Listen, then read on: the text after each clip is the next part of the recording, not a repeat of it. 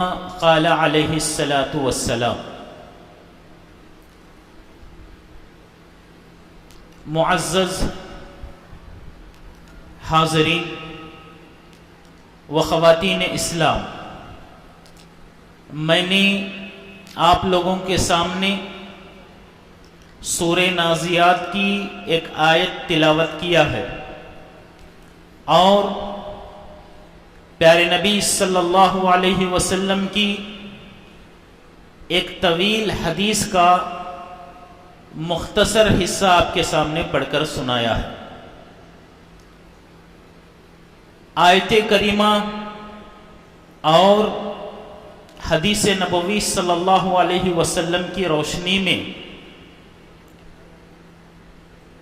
آج میں آپ لوگوں کے سامنے جن اعمال کا تذکرہ کرنے جا رہا ہوں وہ ہماری دینی، دنیاوی اور اخروی زندگی میں بہت ہی منافع بخش، فائدہ مند امور ہیں جن کو ہم اور آپ سمجھیں اور ان باتوں پر عمل کرنے کی کوشش کریں۔ حاضرین،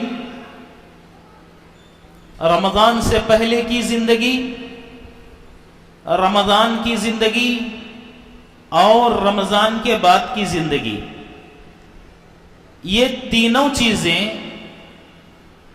جڑ کر اس حدیث میں جو میں نے آپ کے سامنے پڑھ کر سنایا ہے، اللہ کے نبی صلی اللہ علیہ وسلم نے وہ تمام چیزوں کو اکٹھا کر کے آپ کے سامنے پیش کیا۔ لہذا اس 29ویں تاخرات میں جو آیت اور حدیث میں نے آپ کے سامنے پیش کیا ہے اس کو ہم غور سے سنیں۔ 4 چیزیں اللہ کے نبی صلی اللہ علیہ وسلم نے بیان فرمائی ہیں اور ان 4 چیزوں کے ساتھ 12 اعمال کا تذکرہ کیا ہے۔ حاضرین، آئیے سب سے پہلے یہ جو حدیث آپ کے سامنے پڑھ کر سنائی گئی ہے اس کے حوالے سے آپ کو بتاؤں، 2 صحابہ کرام رضوان اللہ علیہم اجمعین نے اس حدیث کو آپ علیہ الصلاۃ والسلام سے روایت کیا ہے۔ ایک انس بن مالک رضی اللہ تعالی عنہ اور دوسرے عبداللہ ابن عمر رضی اللہ تعالی عنہ۔ دیکھیے، یہ دونوں بڑے جلیل القدر صحابہ ہیں۔ ایک انس بن مالک رضی اللہ تعالی عنہ جن کو ان کی والدہ نے اللہ کے نبی صلی اللہ علیہ وسلم کی خدمت میں تحفہ پیش کیا تھا۔ آپ کو معلوم ہونا چاہیے نبی صلی اللہ علیہ وسلم کی خدمت میں بہت سارے لوگ بہت قسم کے تحفے پیش کر رہے تھے۔ اب انس بن مالک رضی اللہ تعالی عنہ کی والدہ کے پاس نبی صلی اللہ علیہ وسلم کی خدمت میں پیش کرنے کے لیے کوئی تحفہ نہیں تھا، چنانچہ ان کی والدہ اللہ کے نبی صلی اللہ علیہ وسلم کی خدمت میں پہنچ کر کے انس کو پیش کیا، کہا یہ میرا بچہ آپ کے لیے تحفے میں ہے، آپ اس سے جتنی خدمت لینا چاہتے ہیں لے سکتے ہیں۔ لہذا انس بن مالک رضی اللہ تعالی عنہ نبی صلی اللہ علیہ وسلم کی 10 سال تک خدمت کیے اور آپ کا لقب خادم رسول صلی اللہ علیہ وسلم کے نام سے مشہور ہو گیا۔ رسول اللہ صلی اللہ علیہ وسلم کی خدمت کرنے والے، تو وہ صحابی رسول اس حدیث کو بیان کرتے ہیں اور علامہ البانی رحمہ اللہ اس حدیث کے متعلق حکم لگاتے ہوئے فرماتے ہیں کہ یہ حدیث حسن درجے کی ہے۔ آپ کو بتاؤں، احادیث مقبول ہوتی ہیں اور مردود ہوتی ہیں، اور احادیث مقبولہ 4 قسم کی ہوتی ہیں۔ ایک صحیح لذاتی ہی، ایک صحیح لغیرہ، حسن لذاتہ، حسن لغیرہ۔ جو 2 صحابہ سے یہ حدیث مروی ہے اس کے متعلق 2 قسم کی درجات اس حدیث کے متعلق بیان کیے گئے ہیں، ایک حسن لذاتہ اور ایک حسن لغیرہ۔ یہ احادیث مقبولہ کی 4 قسموں میں سے 2 قسمیں ہیں۔ آپ کو یہ بھی بتا دوں، جس پر حدیث حسن لذاتہ یا حسن لغیرہ کا حکم لگ گیا، اس حدیث پر عمل کرنا واجب ہو جاتا ہے، اس حدیث پر عمل کرنا واجب ہو جاتا ہے۔ تو آئیے میں نے جو 4 چیزیں آپ کے سامنے اس حدیث کے حوالے سے پیش کیا ہے، اس کے متعلق علماء محدثین بیان کرتے ہیں، 3 کفارات، 3 درجات، 3 منجیات، 3 مہلکات۔ یہ جو 4 چیزیں بیان کی گئی ہیں، ان میں سے 4 میں سے جس کو چاہے مقدم، جس کو چاہے مؤخر کر سکتے ہیں۔ تو اس بات کو لے کر کے میں آپ کو سب سے پہلے 3 مہلکات، 4 ہلاک کرنے والی چیزیں یہ کون کون سی ہیں، آپ علیہ السلام نے بیان فرمایا 3 مہلکات، 3 چیزیں ایسی ہیں جو ہم کو ہلاک و برباد کرنے والی ہیں۔ محترم حاضرین، ایک اور حدیث میں اللہ کے نبی صلی اللہ علیہ وسلم نے ارشاد فرمایا، اجتنبوا السبع الموبقات، 7 ہلاک کرنے والی چیزوں سے تم بچو۔ اس میں اللہ کے نبی صلی اللہ علیہ وسلم نے ارشاد فرمایا، شرک کرنے سے بچو، سود کھانے سے بچو، جادو کرنے سے بچو، حقوق الوالدین، والدین کی نافرمانی کرنے سے بچو، اور میدان جنگ سے بھاگ کر نکل جانے سے بچو، اور مومنہ عورت پر تہمت لگانے سے بچو۔ تو اس حدیث میں جو اللہ کے نبی صلی اللہ علیہ وسلم نے 3 چیزوں کو ذکر کرتے ہوئے فرمایا 3 چیزیں ہلاک کرنے والی ہیں، تو وہ کون سی چیزیں ہیں؟ فرماتے ہیں شح مطاع۔ پہلی چیز شح مطاع۔ یہ شح کسے کہتے ہیں، اس کو سمجھنے کی ضرورت ہے۔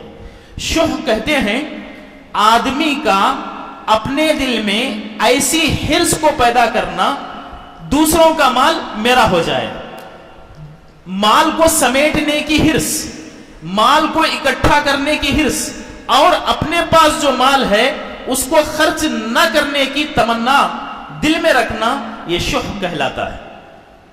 بات سمجھ میں آئی؟ شح کسے کہتے ہیں؟ دوسروں کے مال کو سمیٹنا، اپنے مال کو کنجوسی کے ساتھ اپنے ہی پاس جمع کرنے کا نام شح ہے۔ اب آدمی دیکھیے اس کی صفت لائی جا رہی ہے شح مطاع۔ ایسی لالچ میں انسان مبتلا ہو جائے، اس کو حاصل کرنے کے لیے تن من دھن سب کچھ لگا دے۔ مطلب یہ کہ کوئی مال حاصل کرنے کے لیے نہ حلال کی تمیز نہ حرام کی تمیز، بس میرے پاس مال جمع ہو جائے اور میں کسی بھی طرح سے اس مال کو خرچ نہ کروں۔ یہ کیا ہے؟ ہماری زندگی کو ہلاک اور برباد کرنے والی چیز ہے۔ کیوں؟ ایسی ہی بات نہیں ہے، اللہ کے نبی صلی اللہ علیہ وسلم نے ارشاد فرمایا، اتقوا الظلم، لوگوں تم ظلم سے بچو، فإن الظلم ظلمات یوم القیامہ، کیونکہ ظلم آخرت کی تاریکیوں میں سے ایک تاریکی ہے۔ دیکھیے اب یہاں پر رات چھائی ہوئی ہے، لائٹ آف ہو جائے تو کیسے اندھیرا چھا جاتا ہے؟ آپ اندازہ لگائیں، دنیا کی یہ تاریکی، لائٹ بند ہو جائے تو انسان ایک دوسرے کو دیکھنا پہچان نہیں پا سکتا، اور قیامت کی اس ہولناک منظر کا آپ نے تذکرہ قرآن میں کئی مرتبہ سنا ہوگا، کئی مرتبہ آپ نے علماء کی زبانی یہ بات سنی ہوگی کہ قیامت کا ہولناک منظر کس قدر تاریک ناک ہوگا۔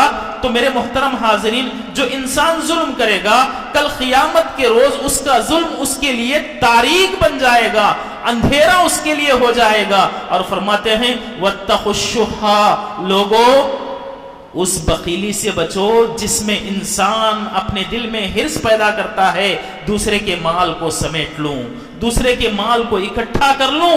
اس شح سے، اس بخیلی سے بچو۔ کیوں؟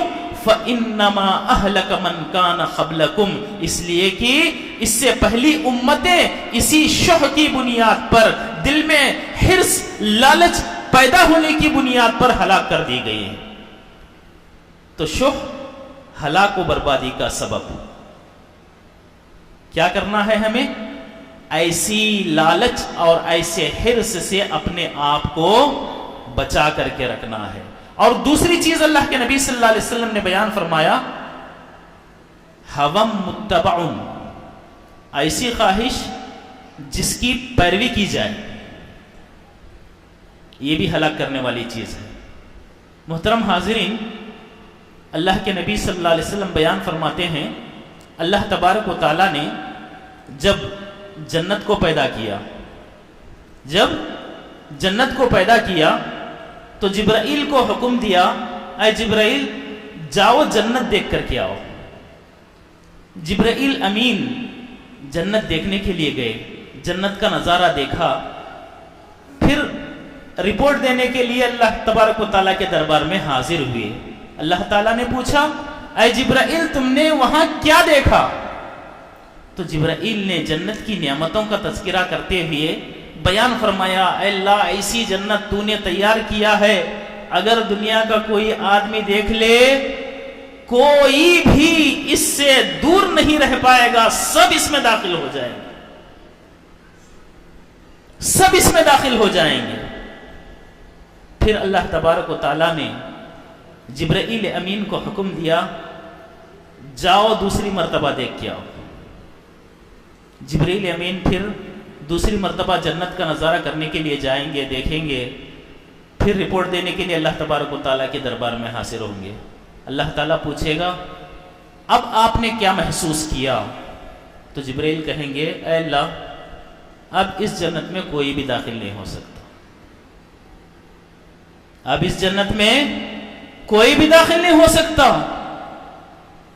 میرے مسلمان بھائیوں ذرا غور کیجئے، اللہ کے نبی صلی اللہ علیہ وسلم بیان فرماتے ہیں، حفت الجنت بالمکارہ، جنت کو انسان کی طبیعت جس کو نہیں چاہتی ان چیزوں سے اللہ تعالیٰ نے گھیر دیا ہے۔ انسان کی طبیعت جس چیز کو نہیں چاہتی ان چیزوں سے اللہ تبارک و تعالیٰ نے جنت کو گھیر دیا ہے۔ چھوٹی مثال، صبح میں آدمی اٹھتا ہے، اللہ اکبر کی اذان، اللہ اکبر کی ندا مؤذن کی زبانی کانوں سے ٹکراتی ہیں، اور اس وقت ہمارا دل کیا چاہتا ہوئی؟ تھوڑی دیر اور سو جائیں گے۔ ناپسندیدگی دل میں پیدا ہوتی ہے، ہوتی کیا نہیں ہوتی؟ آپ اپنے دل پر ہاتھ رکھ کر کے سوچ کر بولے، یہی ناپسندیدہ چیزوں سے جنت کو گھیر دیا گیا ہے۔ طبیعت نہیں چاہتی اٹھ کر کے آ جائیں۔ اگر آپ اس ناپسندیدہ چیز کو توڑ کر کے آ جائیں گے تو آپ کے لیے جنت کا دروازہ کھل رہا ہے، آپ کے لیے جنت کا دروازہ کھل رہا ہے۔ ایک مثال کے ذریعے سے سمجھا رہا ہوں، بہت ساری چیزیں ایسی ہیں جس کو ہماری طبیعت نہیں چاہتی کہ وہ کام کریں، لہذا جنت ان ناپسندیدہ چیزوں سے گھیر دی گئی ہے۔ پھر اللہ تبارک و تعالیٰ جبرائیل کو جہنم کی سیر کرنے کا حکم دے گا، جہنم کی طرف جانے کا، دیکھ کر آنے کا حکم دے گا۔ جبرائیل امین جہنم کی طرف جائیں گے، دیکھ کر آئیں گے، اور اللہ تبارک و تعالیٰ کے سامنے رپورٹ پیش کریں گے۔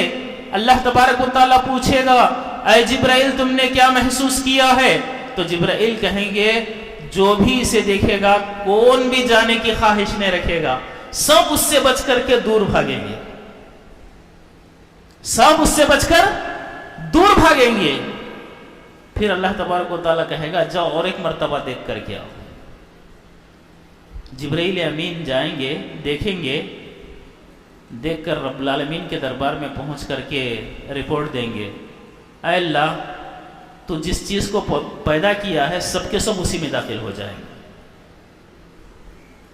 سب کے سب اسی میں داخل ہو جائیں گے۔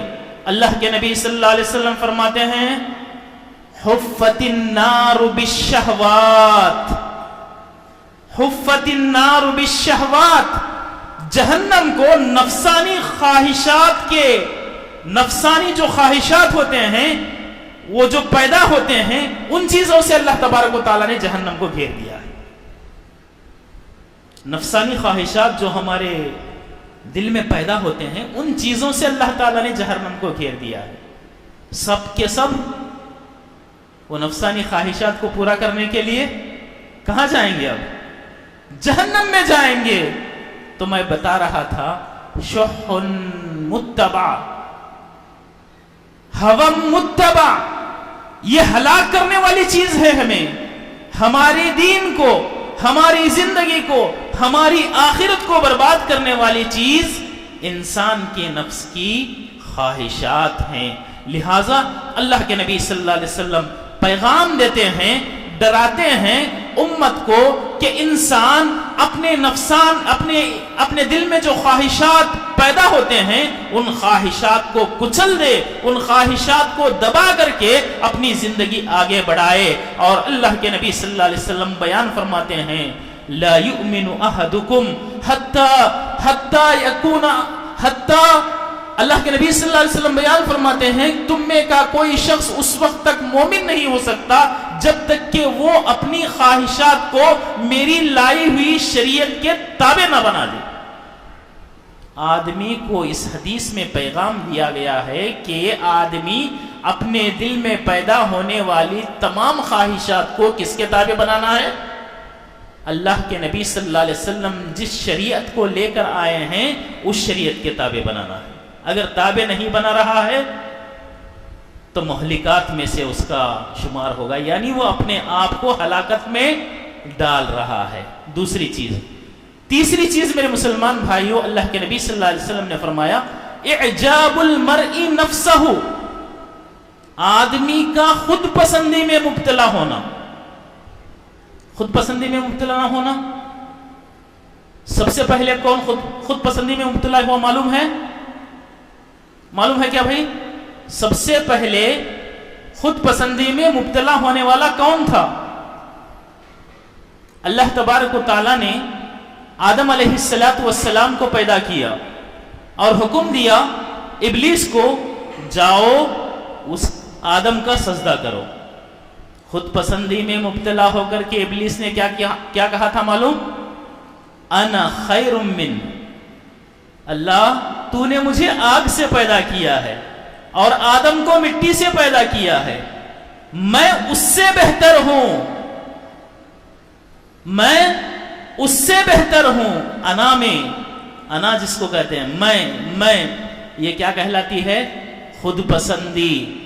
آدمی کا اپنے دل میں تکبر پیدا کر لینا، اپنے آپ میں گھمنڈ بن جانا، تکبر میں مبتلا ہو جانا، یہ خود پسندی کہلاتی ہے۔ یہ خود پسندی انسان کی ہلاکت و بربادی کا ذریعہ بنتی ہے، جیسے شیطان کی ہلاکت اور بربادی کا ذریعہ بنا۔ آپ جانتے ہیں جنت میں سب سے پہلے ابلیس تھا کہ نہیں تھا؟ تھا نا بھائی، ابلیس جنت میں تھا۔ آدم کیا سجدہ نہ کرنے کی وجہ سے اللہ تبارک و تعالیٰ نے اسے ملعون بنا کر کے جنت سے باہر کر دیا۔ کس بنیاد پر؟ اس نے کہا انا خیر من، خود پسندی میں مبتلا ہو کر کے اس نے کہا میں اس سے بہتر ہوں۔ لہٰذا اس حدیث میں آدمیوں کو، ہم سب کو یہ پیغام دیا جا رہا ہے کہ آپ اپنے دینی اعتبار سے، ذہانتی اعتبار سے، مالی اعتبار سے، جس اعتبار سے بھی ہو، آدمی خود پسندی میں مبتلا نہ ہو، یہ ہلاکت کا ذریعہ بن سکتا ہے۔ کیوں؟ ایک حدیث کے ذریعے سے میں آپ کو اس بات کی وضاحت کرنا چاہتا ہوں۔ اللہ کے نبی صلی اللہ علیہ وسلم بیان فرماتے ہیں بینما رجل یمشی، ایک آدمی کو دیکھا گیا یمشی، وہ چل رہا تھا۔ اب وہ آدمی کی کیفیت کیسی تھی؟ فرماتے ہیں اللہ کے نبی صلی اللہ علیہ وسلم بہترین کپڑے پہنا ہوا تھا، بہترین کپڑے پہنا ہوا تھا، اور بال بڑے بڑے تھے، بہترین انداز میں کنگھی کیا ہوا تھا۔ اب اس کے بہترین کپڑے اور وہ بالوں کی ہیئر کٹنگ اس کو خود پسندی میں مبتلا کر دیا۔ اس کو کیا کر دیا؟ خود پسندی میں مبتلا کر دیا۔ آدمی جب عمدہ کپڑے پہنتا ہے، بالوں کی ہیئر کٹنگ اچھی کر لیتا ہے، تو آدمی اپنے آپ کو دیکھتے دیکھتے مد مقابل کو حقیر سمجھنے لگتا ہے۔ اب اس کے متعلق اللہ کے نبی صلی اللہ علیہ وسلم فرماتے ہیں اذا خسف اللہ بہ، اس کی اس تکبرانہ صفت کی، اس کے اس تکبرانہ صفت سے چلنے کی وجہ سے اللہ تبارک و تعالیٰ کو اس کا یہ عمل پسند نہیں آیا، اللہ تبارک و تعالیٰ نے اس کو زمین میں دھسا دیا۔ وَهُوَ يَتَجَلْجَلُ بِهِ إِلَى يَوْمِ الْقِيَامَةِ، اللہ اکبر۔ اللہ کے نبی صلی اللہ علیہ وسلم فرما رہے ہیں کہ وہ آدمی قیامت تک زمین میں ویسے ہی دھستا جائے گا۔ کس کی بنیاد پر؟ اس نے اپنے آپ میں خود پسندی میں مبتلا ہو کر کے، تکبر اپنا کر کے جو چل رہا تھا، اس کی وجہ سے اللہ تبارک و تعالیٰ اس کو زمین میں دھسا دیا، اور قیامت تک وہ زمین میں دھستا جائے گا۔ اور اللہ کے نبی صلی اللہ علیہ وسلم فرماتے ہیں لوگوں، خود پسندی میں مبتلا نہ ہونا۔ کیوں؟ من تعازم فی نفسہ واختال فی مشیتہ لقی اللہ وہو علیہ غضبان، جو آدمی اپنے آپ میں تکبر میں مبتلا ہو جاتا ہے اور تکبر میں مبتلا ہو کر کے اترا کر چلنے لگتا ہے، اکڑ اکڑ کر چلنے لگتا ہے، کل قیامت کے روز وہ آدمی اللہ تبارک و تعالیٰ سے اس حال میں ملے گا، اللہ تبارک و تعالیٰ اس انسان پر بہت زیادہ غصے میں ہوگا، بہت زیادہ غصے میں ہوگا۔ ایسی حالت میں اس انسان کی ملاقات اللہ تبارک و تعالیٰ سے ہوگی۔ ذرا بتائیے میرے مسلمان بھائیوں، کل قیامت کے روز کس چیز کی ضرورت ہے؟ رب العالمین کے رحمت کی، رب العالمین کے کرم کی۔ ایسی ہولناک وہ حالت ہوگی، اور ویسے موقع پر جب آدمی رب العالمین سے ملے گا تو اس کی کیفیت، اللہ تبارک و تعالیٰ کی کیفیت کیا ہوگی اس انسان کے متعلق؟ غصے میں ہوگا، غصے میں ہوگا۔ تو بھلا بتائیے اللہ تبارک و تعالیٰ جب انسان پر غصے میں ہو، کیسے اس کی کامیابی ہو سکتی ہے؟ کیا وہ ہلاکت کا سبب نہیں بنا؟ تو لہٰذا میرے مسلمان بھائیوں، آدمی کو اپنے آپ میں خود پسندی میں مبتلا نہیں ہونا چاہیے۔ اب یہ 3 قسم کے گناہ جو بیان کیے گئے ہیں، آدمی کو دنیاوی اعتبار سے اور اخروی اعتبار سے ہلاکت کا سبب بننے والی ہیں۔ میرے مسلمان بھائیوں، دیکھیے اللہ تبارک و تعالیٰ انسانوں پر کتنا رحم کرم کرنے والا ہے، بہت رحم کرم کرنے والا اللہ تبارک و تعالیٰ۔ آدمی سے جب گناہ ہو جائے، ایک دروازہ اللہ تبارک و تعالیٰ نے رکھا ہے۔ اللہ کے نبی صلی اللہ علیہ وسلم اس کے حوالے سے بیان فرماتے ہیں اتق اللہ حیث ما کنت، لوگوں جہاں کہیں تم رہو اللہ تعالیٰ کا ڈر خوف اپنے دل میں پیدا کرو، جہاں بھی رہو تم اللہ کا ڈر تم اپنے دل میں پیدا کرو۔ وَأَتْبِعِ السَّيِّئَةَ الْحَسَنَةَ تَمْحُوهَا، اور یاد رکھنا جب بھی تم سے کوئی غلطی ہو جائے، گناہ ہو جائے، فوراً نیکی کا کام کر لو، وہ نیکی اس گناہ کو کیا کر دیتی ہے؟ مٹا دیتی ہے۔ وہ نیکی اس گناہ کو کیا کرتی ہے؟ ختم کر دیتی ہے۔ تو میرے مسلمان بھائیوں، میں نے آپ کے سامنے 3 گناہ کا ذکر کیا جو ہلاکت کا سبب بننے والی ہیں۔ اب آئیے میں آپ کے سامنے 3 ایسے اعمال کا تذکرہ کروں جو انسانوں کے گناہوں کو مٹانے والے ہیں، جس کو عربی اصطلاح میں کفارات کہا جاتا ہے۔ کفارات، اللہ کے نبی صلی اللہ علیہ وسلم نے بیان فرمایا 5 وقت کی نمازیں یہ انسانوں کے گناہوں کا کفارہ ہے۔ سنے ہیں نا بھائی حدیث؟ اور ایک رمضان سے دوسرے رمضان، یعنی رمضان المبارک کے روزے رکھا، رمضان المبارک کا قیام کیا، رمضان المبارک میں لیلۃ القدر کی تلاش میں جاگا، تو ایک رمضان سے دوسرے رمضان، پھر دوسرے رمضان میں وہی عمل کیا، تو درمیان میں جو اس سے گناہ ہوئے ہیں یہ ان کے لیے کفارہ ہے۔ تو آئیے میں کفارات کے حوالے سے آپ کو بات آگے بڑھاتا چلوں۔ آپ علیہ الصلوۃ والسلام نے اس حدیث میں 3 قسم کے کفارات کا ذکر کیا ہے۔ ایک، فرماتے ہیں اللہ کے نبی صلی اللہ علیہ وسلم، اسباغ الوضوء فی الصبیرات، انتظار الصلاة بعد الصلاة ونقل الاقدام الی الجماعات۔ میرے مسلمان بھائیوں، رمضان المبارک سے پہلے کی زندگی، رمضان المبارک کی گزرتی ہوئی زندگی اور رمضان المبارک کے بعد کی زندگی، ان 3 اعمال سے اب جڑی ہوئی ہے۔ کیسے؟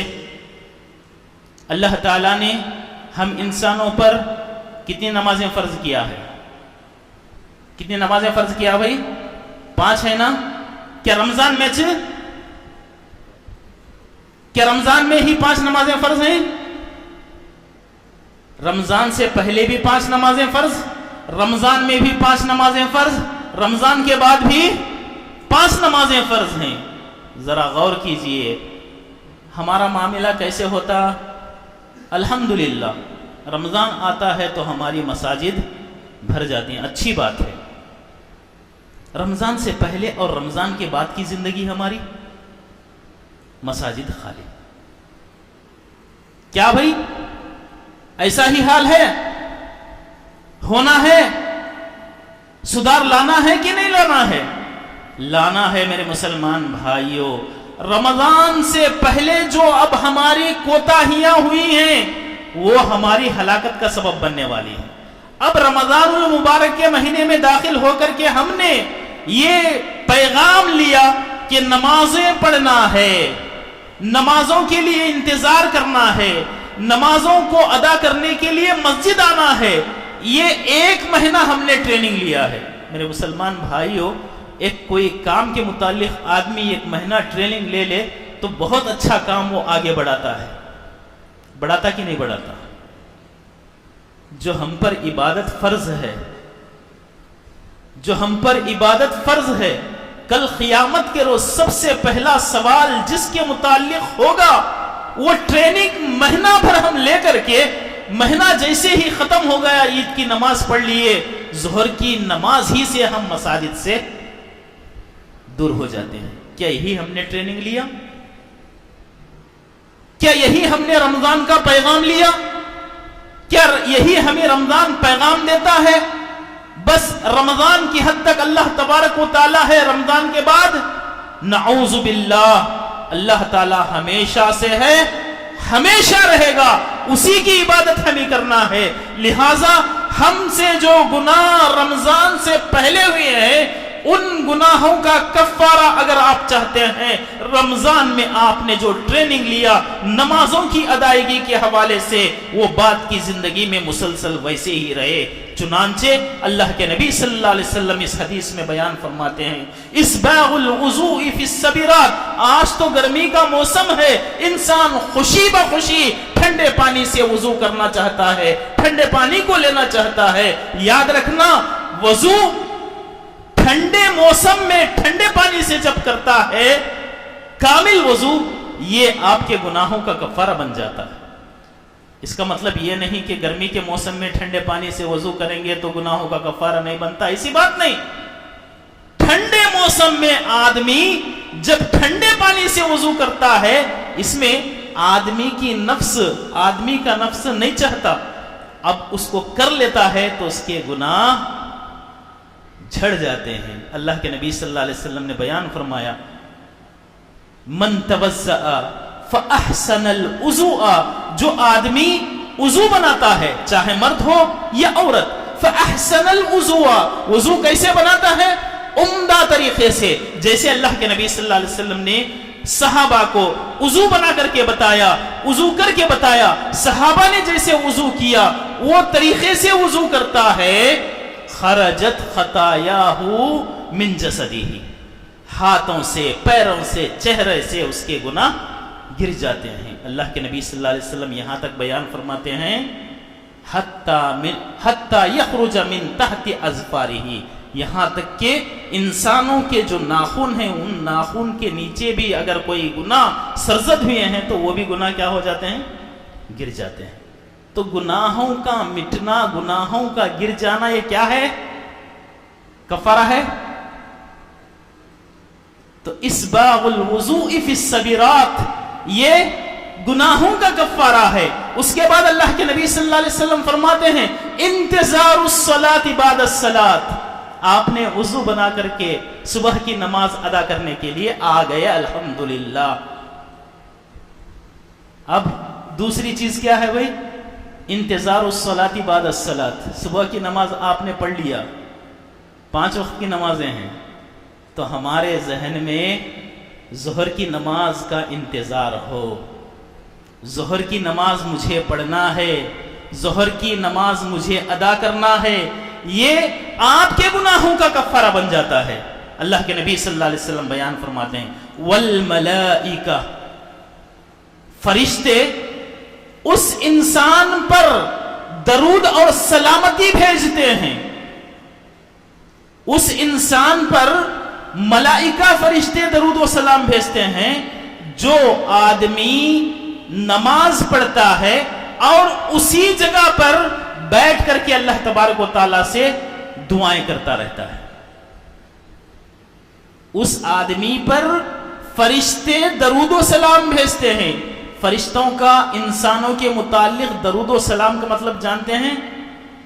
فرشتے اللہ تبارک و تعالیٰ سے دعا کرتے ہیں اس آدمی کے حق میں، جو حدیث کے اندر اللہ کے نبی صلی اللہ علیہ وسلم بیان فرما رہے ہیں، یقولون، فرشتے اس آدمی کے حق میں کہتے ہیں اللہم اغفر لہو، اے اللہ تو اس کو معاف فرما دے،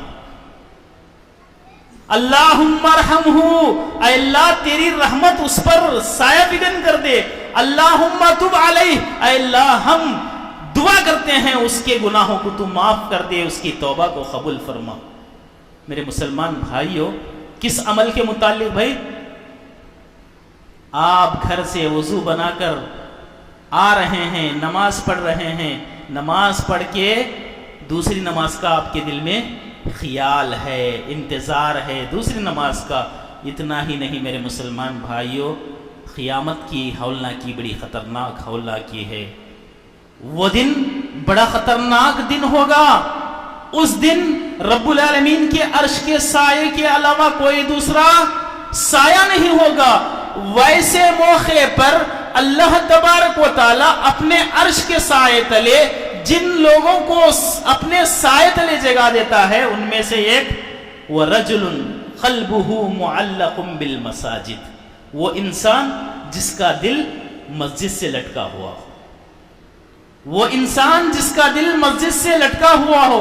اس کا مطلب یہ نہیں بھئی نماز پڑھ لیے دل لٹکا کر کے کونے میں لگاؤ جاگ چھوڑو، یہ مطلب کیا ہے پھر مطلب رجل قلبہ معلق بالمساجد کا؟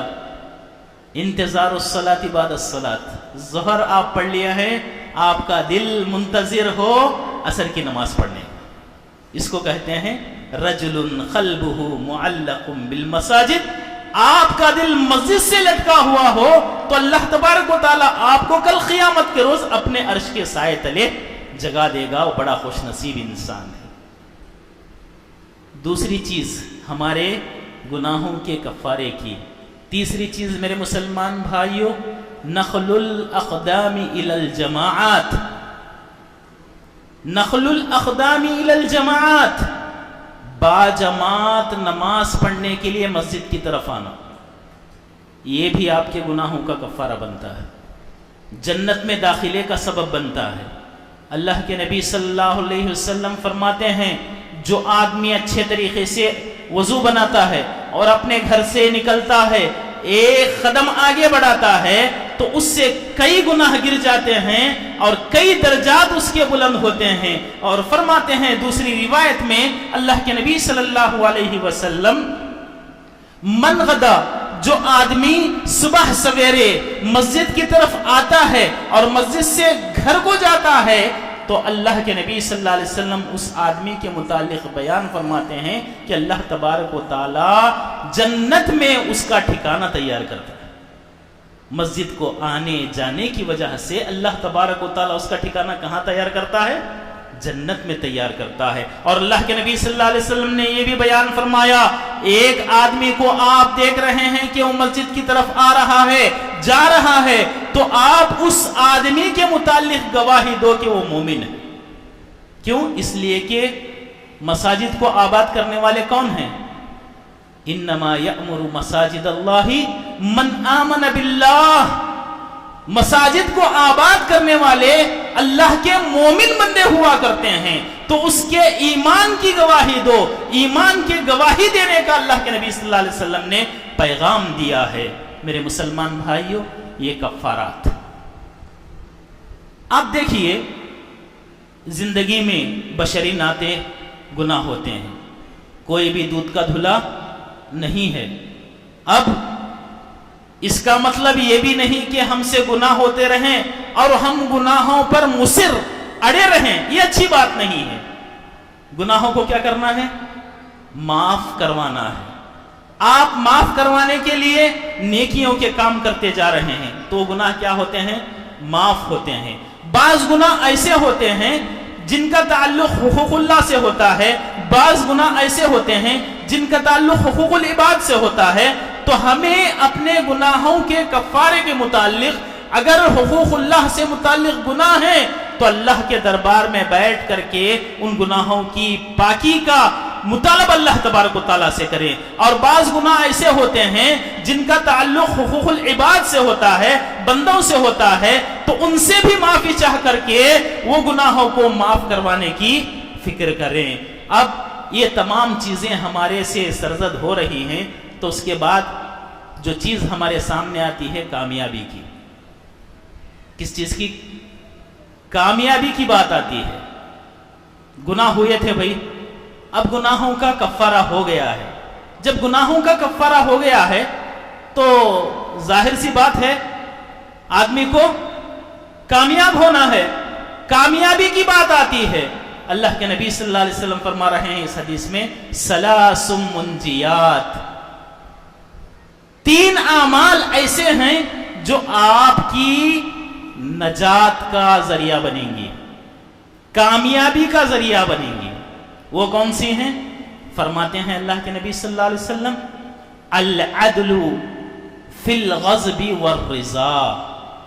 العدل فی الغضب والرضا کیا مطلب؟ غصے کی حالت میں اور خوشی کی حالت میں، دونوں حالتوں میں انصاف کی ترازو کو پکڑنا. یہ آپ کی نجات کا ذریعہ ہے. غصے کی حالت میں بھی، رضامندی کی حالت میں بھی انصاف کی ترازو کو مضبوط پکڑنا. یہ 2 ایسی چیزیں ہیں. غصے کی حالت میں بھی انصاف پھسل جاتا ہے، رضامندی کی حالت میں بھی انصاف پھسل جاتا ہے. بہت نازک مسئلہ رہتا ہے. رضامندی میں تھوڑا ایسا بھی ہو گیا نا انصافی. اس کے حوالے سے میں ایک مثال بولتا ہوں، مطلب حدیث کے حوالے سے. اللہ کے نبی صلی اللہ علیہ وسلم کے زمانے میں ایک مالدار عورت نے چوری کر لیا. ایک مالدار عورت نے چوری کر لیا. جانتے ہیں جب چوری ہو جائے اور مقدمہ کورٹ تک پہنچ جائے، اب اس کے گواہ مل جائیں تو شریعت کا حکم ہے اس کے ہاتھ کاٹ دینا. پورے معاملے کی تحقیق ہو گئی، فلاں عورت نے چوری کر لیا ہے. اب اللہ کے نبی صلی اللہ علیہ وسلم کے دربار میں ایک صحابی کو، جن کو اللہ کے نبی صلی اللہ علیہ وسلم بہت زیادہ پسند کرتے تھے، وہ سفارش کرنے کے لیے ان کو تیار کر کے نبی صلی اللہ علیہ وسلم کے سامنے بھیج دیے. وہ صحابی رسول اللہ کے نبی صلی اللہ علیہ وسلم کے دربار میں پہنچ کر کے اس عورت کی سفارش میں یہ کہا، اے اللہ کے نبی صلی اللہ علیہ وسلم، فلاں خاندان کے فلاں قبیلے کی عورت ہے، اس سے تھوڑا درگزر کر دیجئے. اللہ کے نبی صلی اللہ علیہ وسلم کا چہرہ لال ہو گیا، غصے میں آ گئے. اتشفعوا فی حد من حدود اللہ، کیا تم اللہ تبارک و تعالیٰ کے حدود میں سے جو نافذ ہونے والی ہے اس کے متعلق سفارش کرنے آئے ہو، لو ان فاطمہ بنت محمد سرقت لقطعت یدها، یاد رکھنا اگر میری بیٹی میری لخت جگر فاطمہ بھی چوری کر لیتی، بخشتا نہیں، میں اس کے ہاتھ کو کاٹ دیتا۔ العدل فی الغضب والرضا، آپ کو بتاؤں فاطمہ کون ہیں؟ معلوم ہے؟ جنتی عورتوں کی سردار۔ اللہ اکبر، آپ کا مقام جنتی عورتوں کی سردار، آپ علیہ السلام بیان فرما رہے ہیں اگر فاطمہ بنت محمد بھی چوری کر لیتی میں بخشتا نہیں۔ یہ نبی صلی اللہ علیہ وسلم کا انصاف۔ تو ہمیں اپنی زندگی میں کامیابی چاہتے ہیں، ہر معاملے میں باپ کی حیثیت سے بیٹے بیٹیوں کی معاملے میں انصاف سے کام لیں، بیٹے ماں باپ کے متعلق انصاف سے کام لیں، بھائی بہنوں کے متعلق انصاف سے کام لیں، زندگی کے ہر شعبے میں ناراضگی ہو اور رضامندی ہو، ہر اعتبار سے آدمی کو انصاف سے کام لینا چاہیے، یہ نجات کا ذریعہ بنے گا۔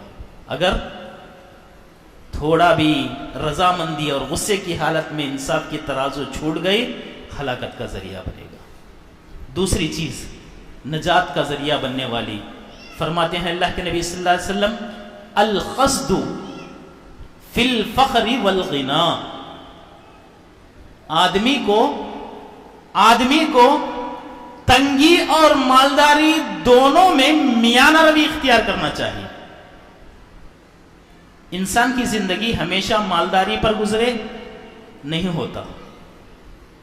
رب العالمین کا دستور ہے، کبھی مالداری سے نوازتا ہے آزمانے کے لیے، کبھی تنگی دیتا ہے آزمانے کے لیے۔ تو آدمی کو ہر اعتبار سے میانہ روی زندگی گزارنا ہے، درمیانی زندگی گزارنا ہے۔ اللہ تعالیٰ نے بطور آزمائش تنگی میں مبتلا کر دیا، جزا و فضا سے کام نہ لیں، شکوے شکایت سے کام نہ لیں، کیا بھئی اللہ تعالیٰ میرے متعلق ایسا فیصلہ کر دیا، تنگی میں مبتلا ہو گیا ہوں۔ شکوے شکایت میں آج انسان گھرا ہوا ہے، بلکہ ایسی حالت آئے تو اللہ تبارک و تعالیٰ نے انسان کو صبر کا دامن اپنانے کی تعلیم دیتا ہے۔ اللہ کے نبی صلی اللہ علیہ وسلم بھی تعلیم دیتے ہیں، اگر زندگی میں تنگ حالی آئے، تنگ دستی ہو، تو انسان کو شکوے شکایت نہیں، رب العالمین کے دربار میں بیٹھ کر کے اس تنگ حالی کو دور کرنے کے لیے صبر کا دامن پکڑ کر کے زندگی گزارنا چاہیے۔ اور اللہ تعالیٰ نے مالداری سے نوازا ہے تو تکبر میں مبتلا نہ ہو، اسراف اور افراط اور تفریط کا شکار نہ ہو، فضول خرچی میں مبتلا نہ ہو، بلکہ اللہ تبارک و تعالیٰ کا شکر بجا لا کر کے زندگی گزارنا چاہیے۔ کیوں؟ اللہ کے نبی صلی اللہ علیہ وسلم ایک حدیث میں بیان فرماتے ہیں، جو ہماری زندگی میں روزانہ وہ عمل ہوتا ہے، روزانہ ہم سے عمل ہوتا ہے، کیا؟ کل واشرب والبس وتصدق من غیر صرف ولا مخیلہ۔ اللہ اکبر، کھاؤ پیو پہنو صدقہ کرو۔ کیا بھئی روزانہ کھاتے ہیں، روزانہ پیتے ہیں، روزانہ کپڑے پہنتے ہیں، اللہ نے استطاعت دیا ہے، خرچ کرتے ہیں۔ اب یہاں دیکھو تعلیم دی جا رہی ہے، من غیر صرف ولا مخیلہ، آپ کا یہ عمل فضول خرچی میں مبتلا نہ ہو۔ آپ کھا رہے ہیں، پی رہے ہیں، فضول خرچی کر رہے ہیں، جیسا کہ بہت سارے جگہوں پر، بہت ساری شادیوں میں یہ معاملہ دیکھا جاتا ہے، فضول خرچی میں مبتلا ہو جاتے ہیں لوگ، فضول خرچی میں مبتلا ہو کر کے اللہ کی نعمت مال کو یوں ہی ضائع کر دیتے ہیں، جبکہ آپ کا یہ مال کا حصہ غریبوں کی محتاجگی کو دور کرنے کا سبب بن سکتا ہے، انسان اس پر توجہ نہیں دیتا۔ اسراف، فضول خرچی، تفریط کا شکار ہو کر کے ناشکرہ بن کر کے زندگی گزارتا ہے۔ تو میرے مسلمان بھائیوں، اللہ کے نبی صلی اللہ علیہ وسلم پیغام دے رہے ہیں کس بات کا، کہ ہر حالت میں چاہے تنگی کی ہو یا خوشحالی کی، میانہ روی زندگی اختیار کرو۔ ہر ایک کے حق کو سمجھو، ہر ایک کے معاملے کو سمجھو، آپ کیا ہو جائیں گے؟ کامیاب ہو جائیں گے۔ اور تیسری چیز اس حوالے سے اللہ کے نبی صلی اللہ علیہ وسلم نے بیان فرمایا، خشیت اللہ فی السر والعلانیہ۔ تیسری چیز نجات کا ذریعہ بننے والی اللہ تعالی کا ڈر۔ کب؟ فی السر، آپ تنہائی میں ہوں، تنہائی میں ہوں اللہ تعالیٰ کا ڈر ہو، والعلانیہ، اللہ تعالیٰ کا ڈر ہو کب؟ جماعت میں ہو۔ یہ تو ہمیں معلوم ہے جب ہم جماعت میں رہتے ہیں، بہت سارے لوگوں کے ساتھ رہتے ہیں تو اپنے جگہ پر صحیح رہتے ہیں، اپنی جگہ پر صحیح رہتے ہیں، فلاں دیکھ رہا، فلاں دیکھ رہا، فلاں دیکھ رہا، کیا بولتا کی کیا نہیں کی۔ تنہائی میں جاتے ہیں تو ہاں کسی کا ڈر ہوتا کیا بھی نہیں۔ اللہ کے نبی صلی اللہ علیہ وسلم بیان فرما رہے ہیں، کامیابی چاہتے ہو جماعت میں رہو تو بھی اللہ سے ڈرو، تنہائی میں رہو تو بھی اللہ سے ڈرو۔ تنہائی میں بھی اللہ سے ڈرنا اور جماعت میں بھی اللہ سے ڈرنا، یہ بہت بڑی دل گردے کی بات ہے، خاص طور پر تنہائی میں۔ آج تو اللہ اکبر، تنہائی کے گناہوں کا تذکرہ کیا کیا جائے، ہر ہاتھ میں گناہ کا آلہ آج ہمارے سامنے موجود ہے۔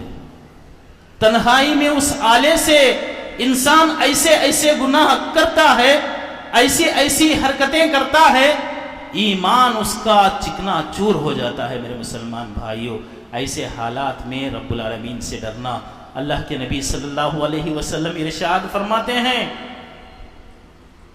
جو آدمی تنہائی میں اللہ تعالیٰ کا ڈر پیدا کر کے اپنے آنکھوں سے آنسو بہاتا ہے، جو آدمی اللہ تعالیٰ کا ڈر پیدا کر کے تنہائی میں آنسو بہاتا ہے، اس کا آنسو سے گرنے والا وہ خطرہ جہنم کی آگ کو بجھا دیتا ہے۔ میرے مسلمان بھائیوں، یہ ڈر خوف ہماری زندگیوں سے اوجھل ہے، یہ ڈر خوف ہماری زندگیوں سے دور ہو چکا ہے۔ اللہ تعالیٰ سے ڈرنا، آنکھوں سے آنسو بہانا، گڑ گڑانا آج ہماری زندگیوں سے دور ہو چکا ہے۔ جہنم کی آگ کو بجھانے والا یہ آنکھوں سے گرنے والا خطرہ، تنہائی میں اللہ کو ڈر کر کے میرے مسلمان بھائیوں، آج ہم میں سے کون اس پر عمل کر رہا ہے؟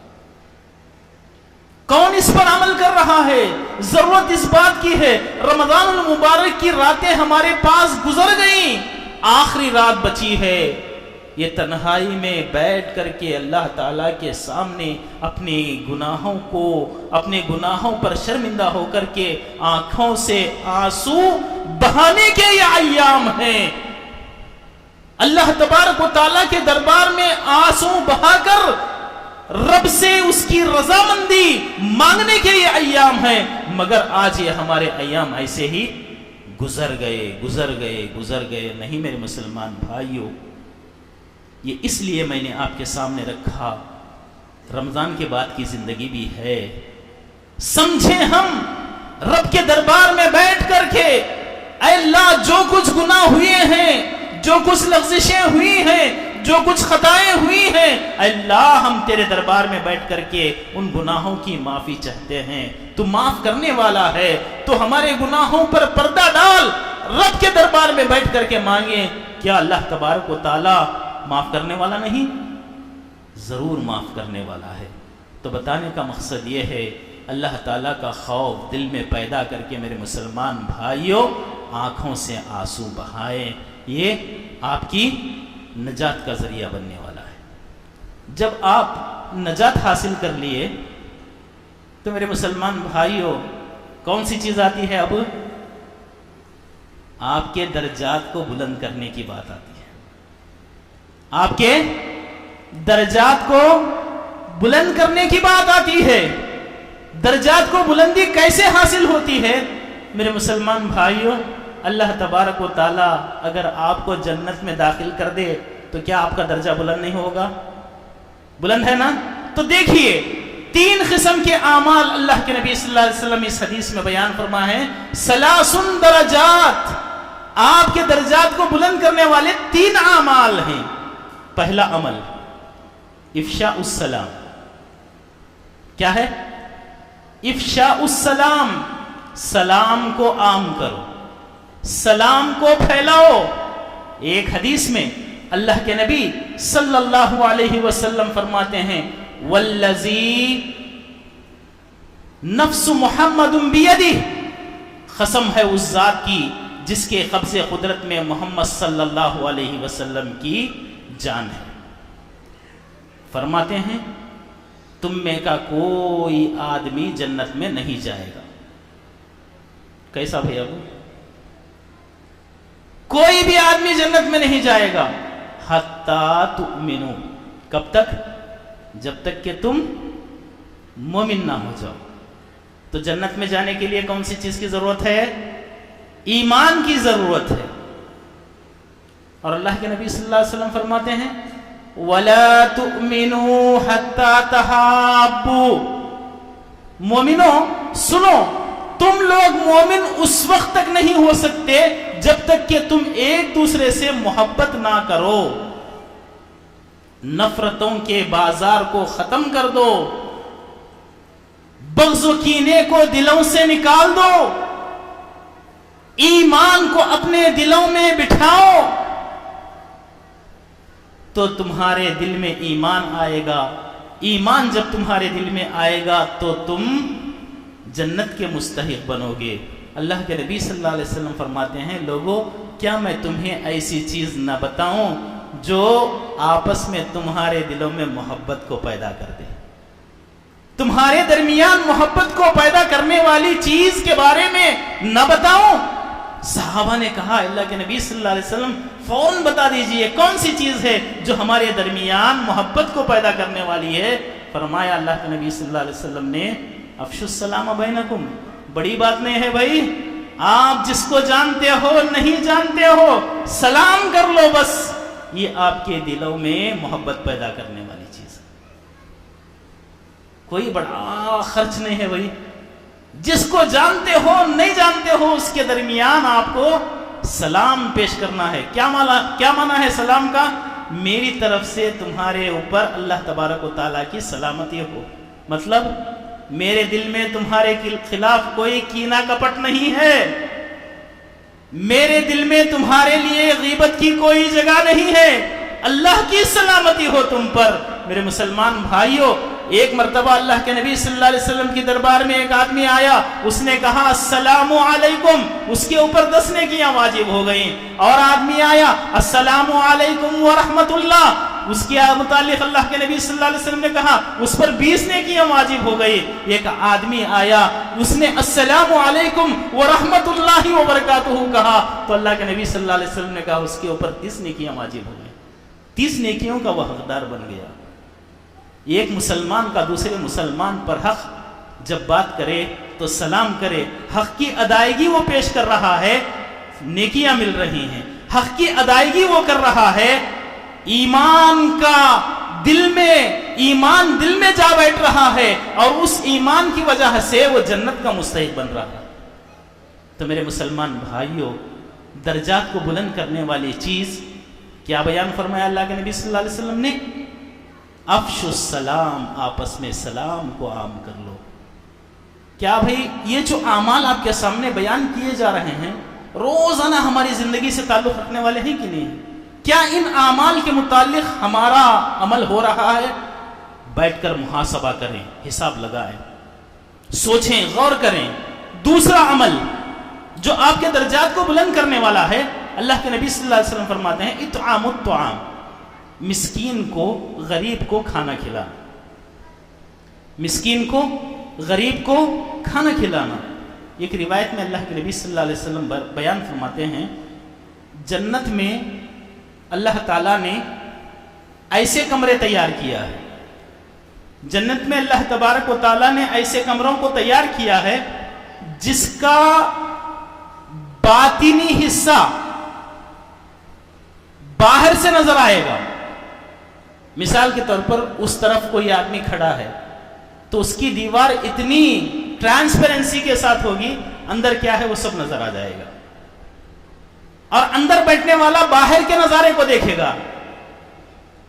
اتنا ٹرانسپیرنس، ایک دم ادھر کی چیز ادھر، ادھر کی چیز ادھر.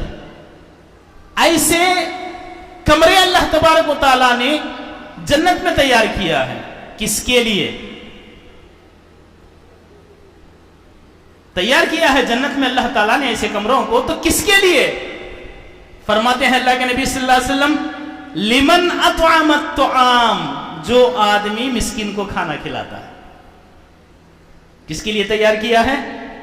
اس انسان کے لیے اللہ تعالیٰ نے تیار کیا ہے جو مسکین کو کھانا کھلاتا ہے. وہ علامت الکلام، اور جب لوگوں سے گفتگو کرتا ہے تو نرم انداز میں بات کرتا ہے. لوگوں سے گفتگو کرتا ہے، نرم انداز میں بات کرتا ہے. وہ تابع الصیام، اور روزوں کی مطابقت کرتا ہے. یعنی مثال کے طور پر اب رمضان کے روزے اللہ تبارک و تعالیٰ نے ہم پر کتنے فرض کیے ہیں؟ 30 روزے فرض ہیں نا بھائی. اب چاند دکھ گیا تو رمضان کے روزوں کا معاملہ ختم، رمضان کے روزے ختم. پھر اس کے بعد بھی رمضان کے روزے رہتے کیا؟ نہیں رہتے. ہاں، اگر کوئی بیمار ہو گیا ہے، سفر میں گیا تھا، روزے چھوڑ گئے ہیں، تو وہ رمضان کے روزوں کی قضا کرتا ہے. مکمل 30 روزے آدمی رکھ لیا ہے. اس کے بعد جس مہینے میں وہ داخل ہو رہا ہے وہ کون سا ہے؟ شوال کا. شوال کے روزے بھی 6 ہے نہیں ہوئی. رمضان کے روزوں کے بعد شوال کے 6 روزوں کی وہ مطابقت کرتا ہے. ان لوگوں کے لیے اللہ تبارک و تعالیٰ نے کیسے غرفے تیار کیا ہے، جنت میں کیسے کمرے تیار کیا ہے.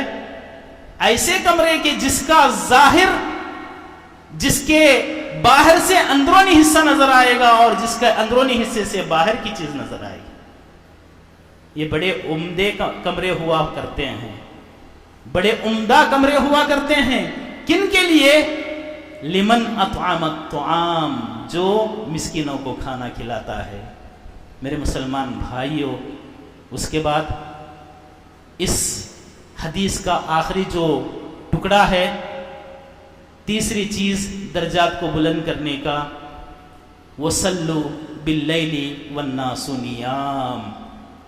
یہ بھی رمضان المبارک کے ایام سے ہونے والا ایک اہم عمل، اور عمومی اعتبار سے عام حالات میں جس کو تہجد کہا جاتا ہے، قیام اللیل کہا جاتا ہے، اس کی طرف اس حدیث میں اشارہ ہے. بیان فرماتے ہیں، جو آدمی قیام اللیل کا اہتمام کرتا ہے اس کے درجات بلند ہوتے ہیں. جو آدمی قیام اللیل کا اہتمام کرتا ہے اس کے درجات بلند ہوتے ہیں. قیام اللیل، اللہ کے نبی صلی اللہ علیہ وسلم فرماتے ہیں، علیکم بقیام اللیل، لوگوں تم پر ضروری ہے، واجب ہے کہ تم تہجد کی نماز کا اہتمام کرو. کب؟ لوگ سوئے ہوئے ہوں. فائدہ کیا ہوگا؟